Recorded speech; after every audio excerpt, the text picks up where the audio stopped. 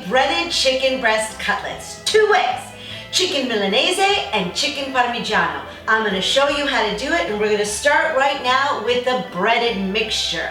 I like to mix flour and panko together. So I've got about 2 cups of each right in this Pyrex dish. I love my glass dishes because they're so versatile. I've got that in here, and I'm gonna take 3 eggs to crack in my other dish, right? To my flour and panko mixture, I'm going to add about 2 tablespoons of garlic powder, 2 tablespoons of onion powder, just a little chili flakes, just for a little hint of spice, some pepper, about a teaspoon of pepper, and just a little bit of salt. Okay, so I just added a little pinch of salt because I'm not adding too much, because I'm adding about a half a cup of Parmesan, dry Parmesan to this, which gives it all the flavor, okay? And I'm just gonna give this a nice zhuzh with my fingertips. And here I'm just gonna gauge, like if it needs a little something more. And I kind of feel like it needs a little more pepper. Because remember, this is all flavoring, and remember, we flavor from the bottom up. I wish you could smell this. It already smells like an Italian trattoria. I'm just gonna take a little pinch of oregano. It's a little too much.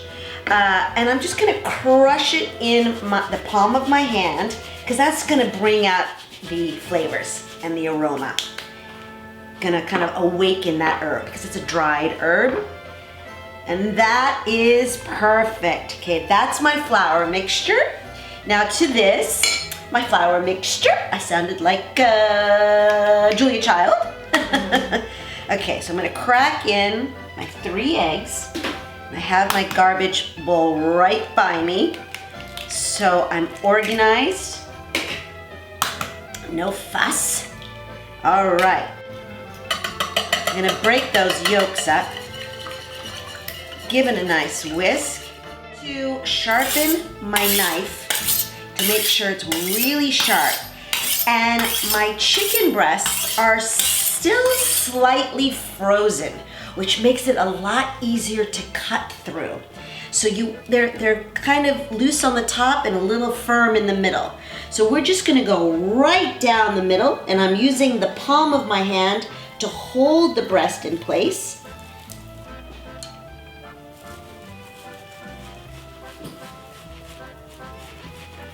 Oops. 2. All right, I can even make this a 3rd one, which I'm going to do right now.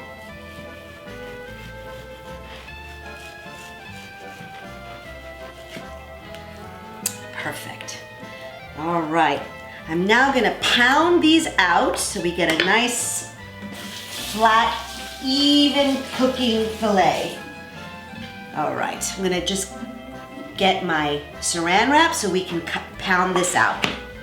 So I'm going to sandwich these sliced fillets between 2 pieces of plastic wrap, and I'm gonna take a mallet.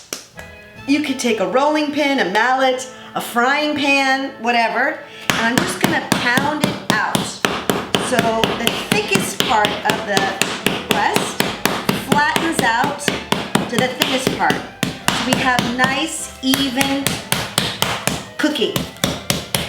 So I'm just pounding this out. You're gonna have to spread the plastic wrap to make sure that it keeps covering it. Pound this guy out. Okay, I've got a nice, even fillet all the way around. You can see. I'm gonna put these fillets that I've already pounded on a prepared sheet covered in aluminum. I'm gonna pound out the second one, my 2 others rather. Rinse my hands real quick. It's important when you're working with chicken that you wash your hands often. You don't want any cross-contamination. Okay, these two are good. These two are good. This one, I think I can get this one now. Let's my hand up again. So now I've got my fillets. Once again, we're gonna season. Season lightly, but nevertheless season. Season with a little bit of salt. Just a little bit. Pinch here, pinch there, just a little bit of garlic.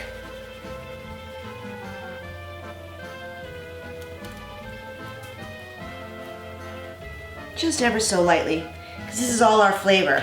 Now, I've got my egg wash, I've got my flour, and I've got my big old pan. Now in this pan, I'm going to put a blend of canola and olive oil, because I'm going to be doing some heavy frying. I do like blends a lot. I'm just going to use the rest of this up. You could use vegetable oil, canola oil, peanut oil, but if you have allergies, obviously not. I'm going to toss this. Okay, so I'm going to put these back here.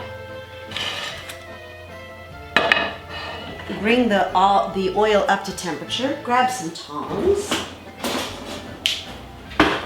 All right, I'm going to take my fillets now and just coat it in the egg wash, and then throw it in the flour and the panko bread mixture. I love using panko because it gives you that really delicious crunch. Always want to keep one hand in the egg mixture and the other hand in the flour mixture, because then you'll have breaded fingers, and that's not fun.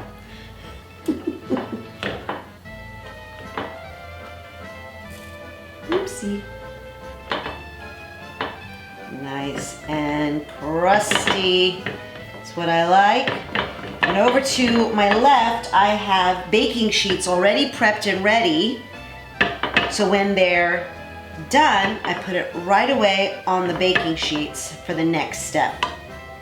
With my first fillet. Sizzle, sizzle. That's what we want to hear. Sizzle, sizzle. I'm going to turn my flame down just a little because I don't want the oil to get too hot. Play with the temperature, and it just makes you just stay on top of it and make you keep an eye on the flame and how hot the oil is getting. Because towards the end, that oil is going to be really hot. That's cooking, and while that's cooking, I'm going to take a little break. I'm going to clean up and come right back. Just flattening it out so it gets a nice even browning. Crust is especially gorgeous today. All right, just a few more minutes there. Telling me it's done. It's done. It's going to go on this baking sheet. Yes, ma'am, I hear you. Ooh, you hear that sizzle? All right, we're going to get the next two in. Actually, I think I'm going to get 3 in this time. Just make sure I have extra coating on that side. I hear you, I hear you. Here we go. It's always going to quiet down when you put, new cold chicken in. That's okay. Yeah, just have enough. You want to get yourself a big pan for this, especially if you have a big family. No time to wait around for a delicious dinner when they're hungry. Oh, the chicken is just coming out perfect. Love it. Love it. Like this one. This one's still a little bit, needs a little bit more toasty. Let that cook for a little bit more. And now, checking on my chicken right now. All right. Just a little bit longer. And I'm going to show you how to do this 2 ways. You can have chicken parmigiano and you can have chicken Milanese. You can have both with Pomodoro, Capellino Pomodoro, or you can serve it with my French fries with garlic and fresh parsley, which I'm going to show you how to do next.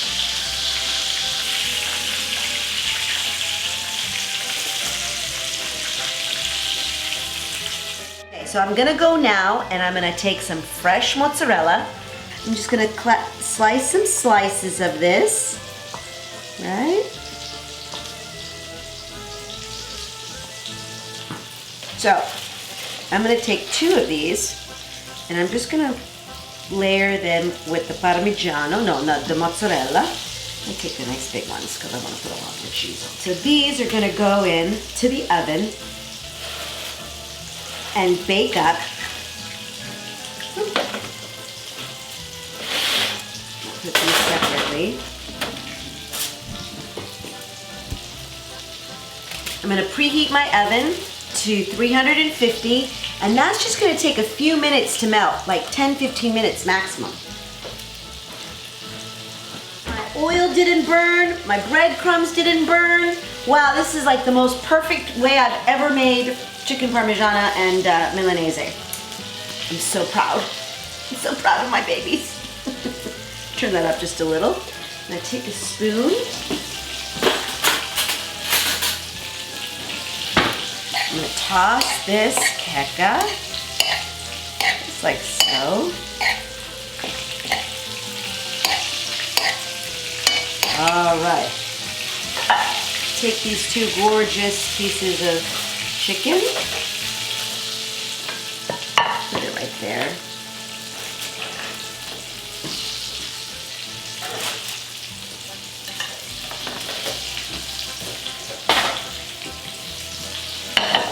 I'm going to make it really pretty. I'm going to do this like so. I'm going to top it with some fresh arugula. A little bit of keka. A little bit of that olive oil. Okay, and now I'm going to top it off with some pecorino romano, which I just love. Right on top of that, like so. Boom, boom, boom. Take a picture of that. All right, I'm going to go put this in the oven, and we're going to have chicken parmigiana. We'll put it right on that top shelf so it gets nice and melty, nice and quickly. Here's my parmigiano. I'm going to top this with some parsley. Typically, you serve this with a tomato sauce. Today I'm not making the tomato sauce, but obviously that's how you can make that. I just wanted to show you that you can do 2 dishes with 1 breaded chicken fillet. And that's how it goes, and that's how we roll, and that's that.